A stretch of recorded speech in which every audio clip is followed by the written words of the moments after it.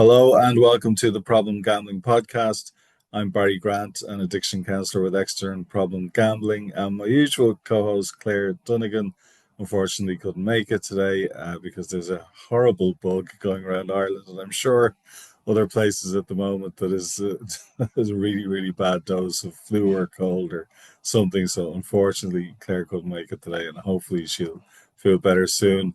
Maureen, have you've heard talking on the last couple of podcasts, who has been using our service here in External Problem Gambling and the women's service in particular, Women's Gambling Support Network, and uses the Stop Gambling app where we're recording this episode of the podcast today, is going to jump in and bail me out and hopefully tell me to shut up at the appropriate time so this doesn't turn into a 5 hour epic. So thanks again, Maureen, for jumping on today. So we're this is the third in a series where we're looking at kind of getting yourself psychologically ready for Christmas, some practical stuff about getting stuff in place ahead of time for Christmas that will help you in your recovery and with your general mental health, because Christmas can be a lovely time for some people, and it can be a really difficult time for other people emotionally and psychologically and in terms of recovery. Uh, so in today's episode, we were going to look at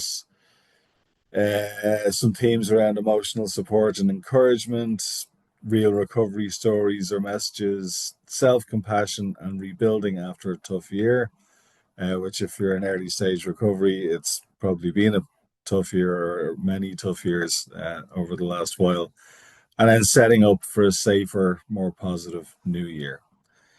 Um, so this idea of stories of hope, I think that's really important. I think that's a big part of what Tony and Claire and now Maureen and I have gotten out of the podcast over the last 5-ish years, is that we've had lots of people on speaking about their own experience of addiction and recovery, and that gives hope to somebody who's either in active addiction but wants to get into recovery, or might be in early stage recovery and is trying to feel their way through it, and might feel overwhelmed by all the things that they need to do and all the things that they need to sort out in early stage recovery. Because when you hear other people's stories and you go, okay, well, I did that and I did that and I thought like that and I behaved like that and I told all those lies and I took that money and all these different things that so many people do, and you start to see the common themes running through it. And I think for a lot of people, you go, well, that person had a very similar story to mine, or maybe it was much further down the line in terms of how far they spiraled out of control, and they still managed to get into stable recovery, right? That's the hope part. And that's really, really important, because one of the phases of gambling addiction is hopelessness. So there's this idea of the four phases of gambling addiction, where there's the winning phase. At the start, obviously, you're probably not winning more than you're losing, but you're having some wins, and you take those wins and you spend them on other things, not gambling. But because you're having those wins and you're enjoying the buzz and you're enjoying, having that money, you do more of it, and that's where you start running into trouble, and that's what they call the losing phase. So you spend more time gambling, more money gambling, you start increasing your stakes, and you go into that losing phase. Then there's the desperation phase, where people start chasing losses. They start borrowing money to go gambling, maxing out credit cards, sometimes stealing money. And then people will often get into the hopeless phase, where a lot of the people in their support network have kind of cut ties with them, maybe because of the lying, maybe because of taking money that didn't belong to them. Um, they could have lost a job, they could have lost an important relationship, marriage breakdown, relationship breakdown. All these things start coming in on top of a person, and they can get into that really hopeless, in some cases, deeply depressed, and in some cases, suicidal place, right? So if you're in that place, you really, really need to get hope from somewhere, and it's difficult to kind of magic it up yourself when you're deeply depressed. There's loads of overwhelming things coming in on top of you.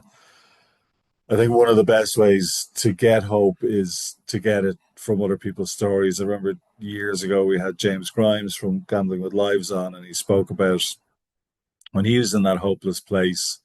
Uh, I think he'd heard an interview with our colleague Tony O'Reilly, maybe on YouTube, and then he got a copy of Tony's book. And James was homeless at the time, and his gambling had really, really caused a huge amount of damage. And for James, if you want to go back to that episode, and for many other people, it's just when you hear somebody else's story or you read it and you go, okay, well, that guy got into a really bad place and he dealt with the consequences because we don't get to dodge the consequences.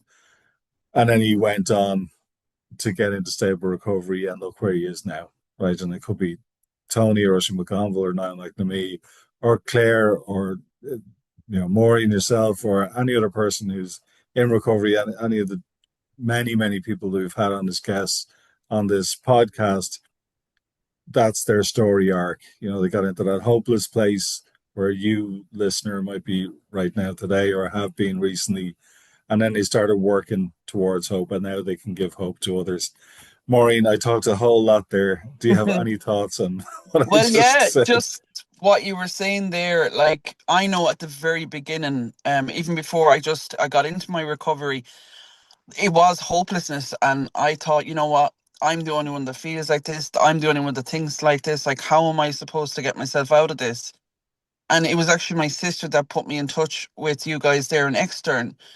And then when I started listening to the podcasts, I was like, oh my God, like, this is mirror image. Like, these people have gone through the same thoughts, the same things that, everything. It was just literally like looking in a mirror, listening to all of these stories. Like, I think I went through and listened to every podcast you ever brought out from the COVID times and everything. And it literally did give me hope. I was like, all of these people, they got, they exactly where I was, or even maybe further on. And like that, look where they are now. Like, maybe I can actually do this. And I think from that, that's what made me kept me going, because I've seen other people doing it. And I hear exactly what you're saying there. Other people will be listening and going, oh, I'm never going to be able to do it. But like, I actually thought the exact same thing. And from listening to other people's stories, listening, to how they got out of recovery, it really, really helped me. And it did, it gave me hope for a future for myself, because at one point I didn't even think there was going to be any. So we completely agree with what you were saying there. Yeah, yeah, and a lot of people would say similar things. It doesn't have to be our podcast. Obviously, we are proud of our podcast, but there are other great podcasts out there that focus on gambling, addiction recovery, and talk to people who are in recovery that will give you hope. There's a lot of great stuff on YouTube. Loads of great books out there. It is a useful way of trying to get that little spark of hope when you're in that really dark, hopeless place, is to look at other people and it reminds you that this is doable. It's possible to get out of this really bad situation, and that there are other people, millions of people realistically around the world, who have been in very similar situations to yours and who've come out the other side. And a small percentage of those people come out and speak in public about their experience, which is great. I can't remember the quote. Tony is a big fan of it. It's this idea of somebody kind of coming out of hell, carrying buckets of water. It's this idea that when somebody tells their story of addiction and recovery, that's kind of what they're doing. They've been through hell and they're kind of in some ways showing you the pathway out because they've been through it. So like it's really, really important to do that and try and find stories that connect with you, that are relevant with you. Like if you're a sports bettor, we've had plenty of people on our podcast, and there are other great podcasts that have spoken to many people uh, who've gone through that experience of sports betting addiction. If you're more on the casino side, we've had plenty of people on. Check those out. If it's slots, we've had plenty of people on, men and women who are addicted to slots. So whatever your niche is, you will find stories similar to your own that will Yeah, but help that's it. provide some Yeah. hope. Well, like I said, one of the reasons why I think, like, even why I'm coming on today is to give that person that could be sitting at home now listening to this that little bit of hope, to say, like, I'm only a year and a bit out of mine. and I'm still going. But there is hope there for everybody, you know. And if even one person listens to the podcast and says, "Do you know what, I'm actually going to do the first step and reach out," well, it's worth it. Like it's worth giving them that little bit of hope that, you know what, in a year's time I could be on the other side of this. Yeah, absolutely. And like I remember when Tony was promoting his book, Tony 10, which I highly recommend if people haven't read it. That was back when the project was called Problem Gambling Ireland. It was just me, and Tony hadn't joined the project yet at that stage. And he would be out doing radio interviews, excuse me, radio and TV interviews, promoting the book. And because I set up the website, I can see on the back end of the website what the web traffic is like. And on a day where Tony was out doing interviews, we would see maybe a 50% spike in people checking out the website. And he wouldn't necessarily mention our project or refer to our project, but it gets people thinking about their own gambling or maybe a loved one's gambling and thinking in terms of, hang on a second, I can break out of this thing. I can start making steps towards recovering from this thing. So it's really, really important the impact that that has. The next topic we're going to look at, and this is a huge one, we could probably do a whole hour on this some other day. We might come back to it. Is the idea of letting go of shame, trying to forgive ourselves, accept that we made mistakes. Um, Maybe a little bit we're going to look at the difference between a lapse and a relapse because there can be a lot of shame when people have slips uh, versus and the difference between a slip, say, or a lapse and a relapse. So, yeah, in terms of forgiving yourself, I'm going to do this thing again, right, that we did last week, harp on about the serenity prayer. Grant me the serenity to accept the things that I cannot change. So every single thing, good, bad, and indifferent that you've done in your life up to this very point, you cannot change. You don't own a time machine. You can't go back and take back that terrible thing that you said to your partner one time, or that you know overreaction, when your kid knocked something over and broke something, or all these different things, or all the stupid mistakes that we've all made, and all the in the context of the gambling, all the losses that you chased, and the credit cards that you maxed out, and the lies that you told. Nothing you can do today, right now, this minute, is ever going to change any of those things. And you also can't change all the wonderful, good, positive, compassionate things that you've done in your life either. They're done, right? So they all fall into the things I cannot change column, right? And then you've got another column, which is the things I can change. And in the serenity prayer, you look for the courage to work on those. But just because we can't change them doesn't mean we can just flick a switch and say, sure, bygones are bygones, and spilt milk and all this sort of stuff, and just move on with our lives because we hurt people.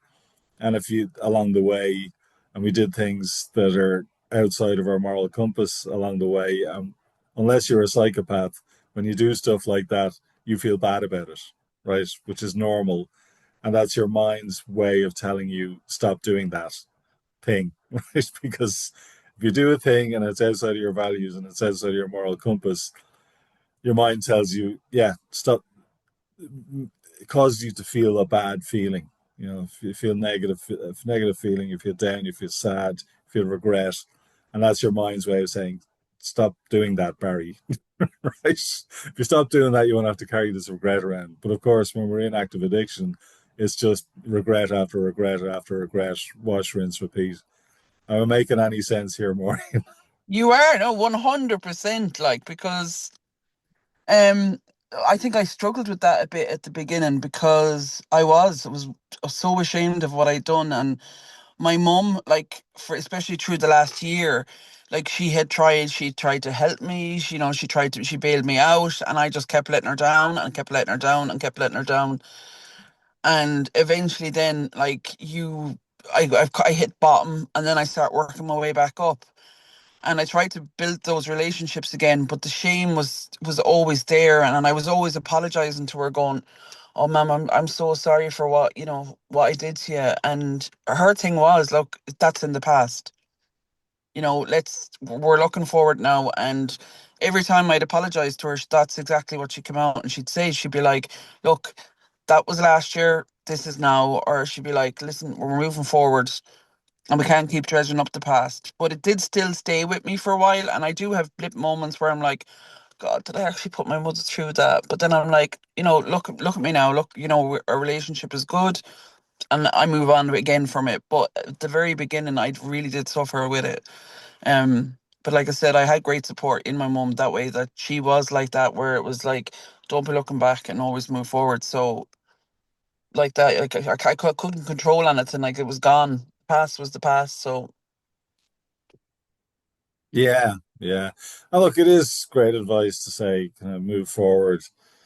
Uh, and in an ideal world, we would be able to just kind of flick a mental switch and say, okay, the people in my important people in my life say they're telling me they forgive me, and let's move forward and let's draw a line under it and let's move on, and let's recover, and that's great. But psychologically, we're not built it's that not way. it's So not that easy to do. yeah, yeah, and in some ways, it wouldn't be healthy for humans to kind of do quote unquote bad things. And I don't get to decide what the bad things are. That's your own values and your own moral compass.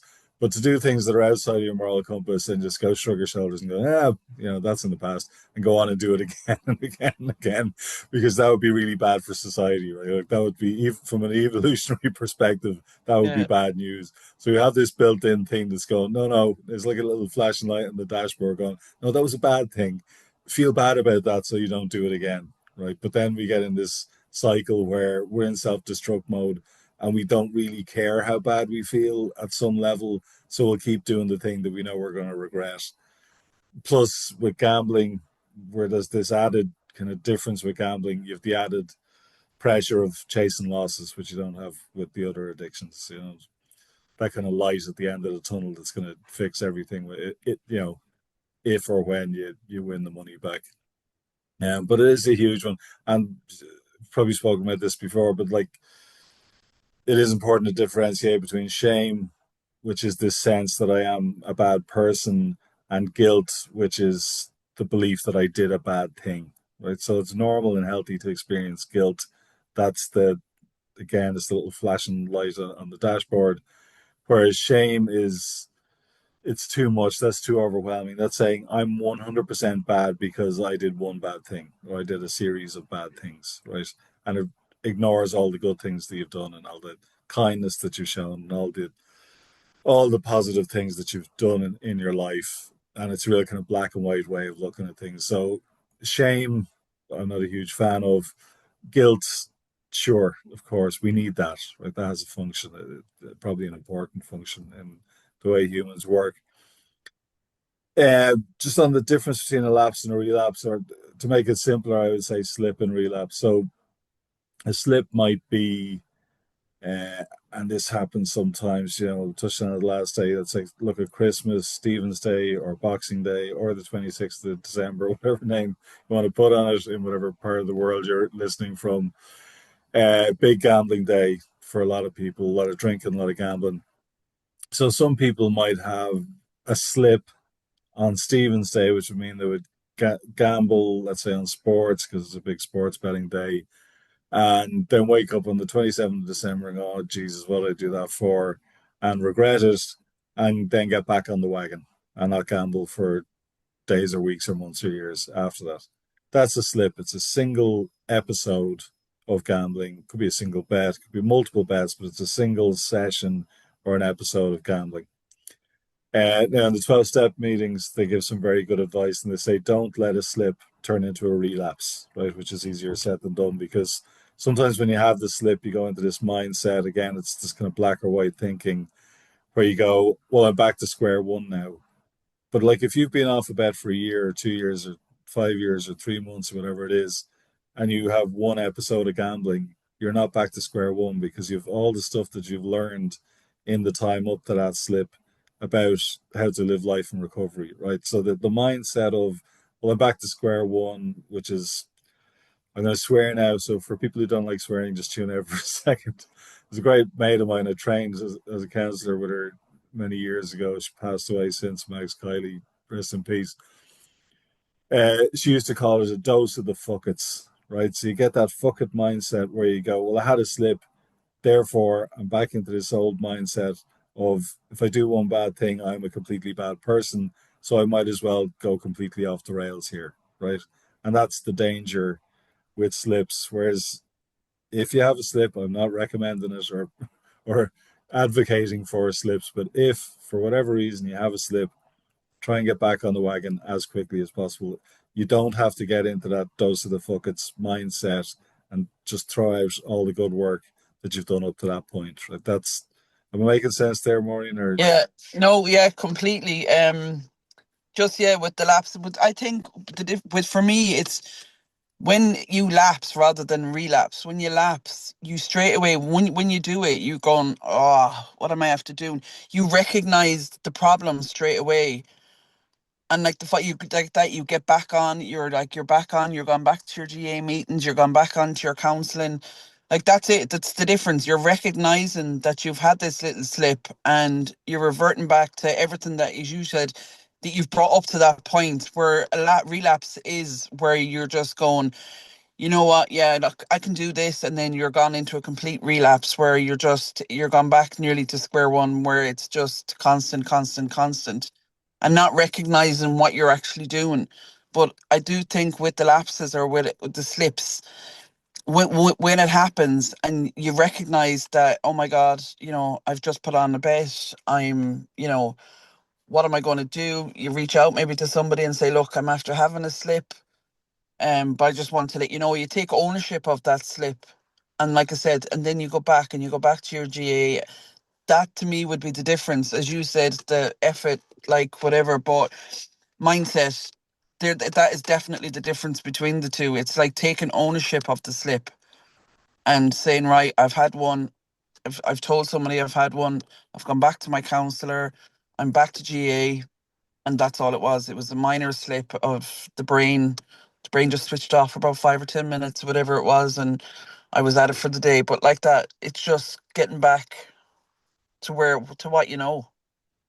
yeah, yeah, that's really good advice. And like slips, while I do not recommend them, like I've worked with a lot of people over the years who've had slips and plenty who've had full blown relapses as well.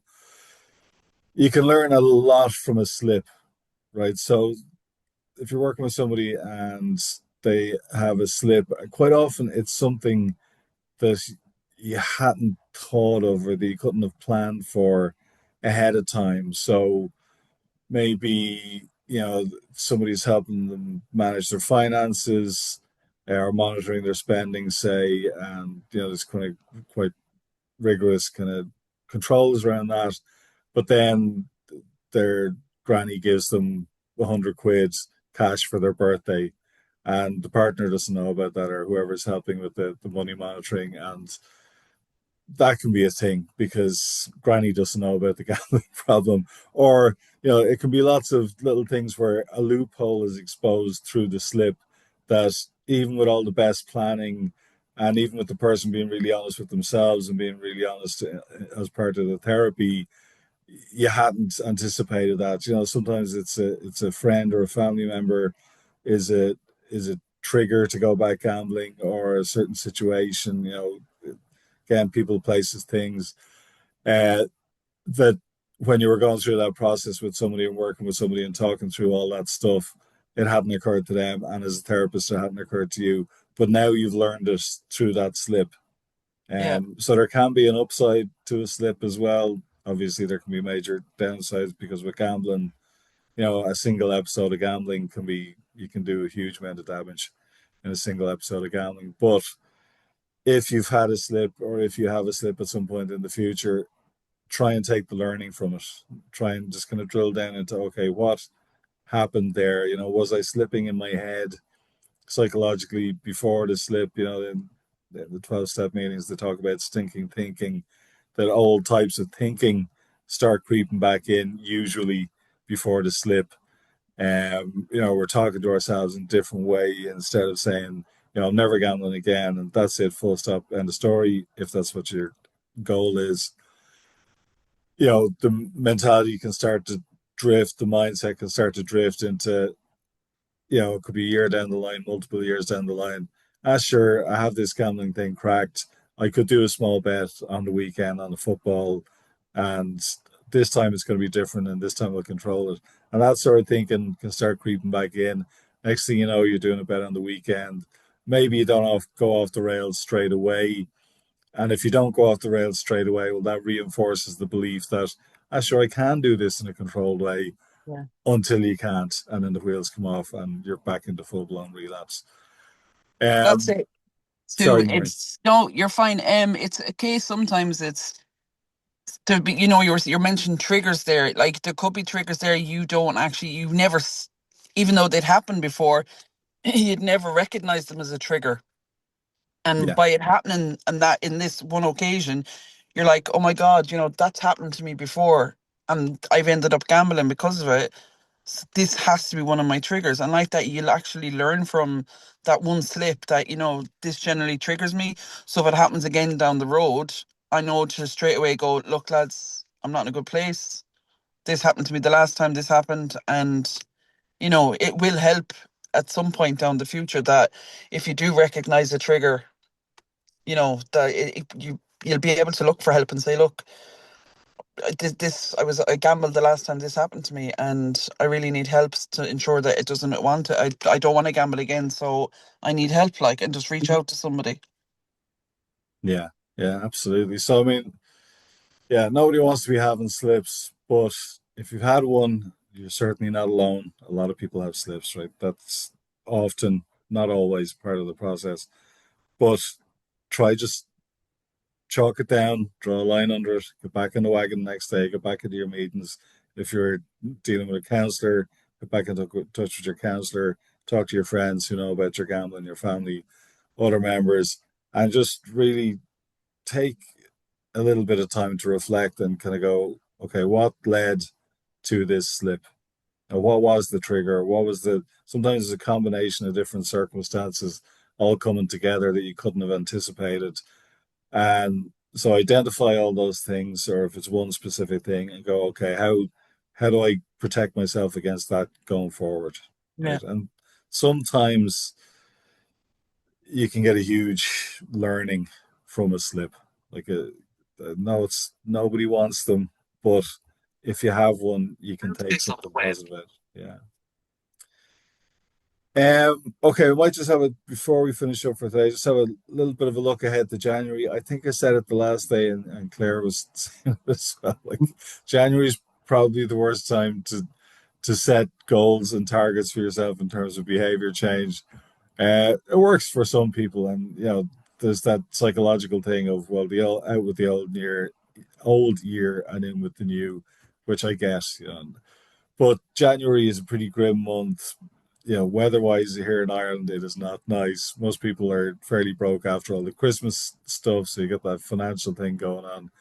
A lot of people get paid early in December, so you've got a real long run in between the December payment, if you get paid monthly, and your next payments at the end of January. So there can be a lot of grimness. But having said all of those negative things, I mean, there are many things that we can do that cost no money, that might not be weather dependent. Again, it's completely up to yourself. You can't be prescriptive about this stuff. Some people love to get some exercise.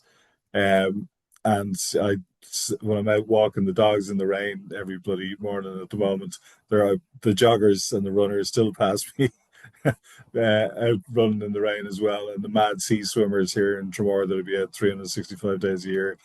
And lots of things that cost no money, that are good for your mental health, that are good for your physical health. It doesn't have to be physical exercise. It can be whatever. Join your local library, get back into reading. Actually, the libraries have loads of different cool events on that you would probably never think of if you didn't kind of check them out, or volunteering, or a million and one other things that a person could do. Um, but I won't have you ever be. done, sorry, Maureen, have you ever done New No, Year's resolutions before? Or is that a I was thing for just you? about to say I don't actually like doing them because I Yeah. think you set yourself up. You're like a new year, new me. So what I generally try to do if I'm in my head that I want to do something for the new year, I generally start it the week before the first. Mm. So technically, it's not actually a new year. Yeah. and I'll set myself a small goal so that, like, I'll say, right, this is what I want done by, say, February or March. But like I said, like, so even if it's, going out walking, I'll try and start it prior to the new year so that it's not technically a New Year's resolution. Yeah. And like, I'm not straight away setting myself up for failure, which is what I'm planning on doing this Christmas, is start putting stuff in place for myself for January so that when January comes in, technically it's not something new. I've already been doing it like a couple of days. So, but that's what I like to do rather than literally start something on the first. Yeah, it's a good strategy because especially if, let's say, yeah, different people are into different things, but a lot of people will drink more alcohol than they might normally do over the week of Christmas. A lot of people would eat more food and kind of junk type food than they would normally over the week of Christmas. A lot of people would have more time off, so they might just be vegging out and not getting much physical activity and watching crap on TV and eating chocolate or whatever you're having yourself.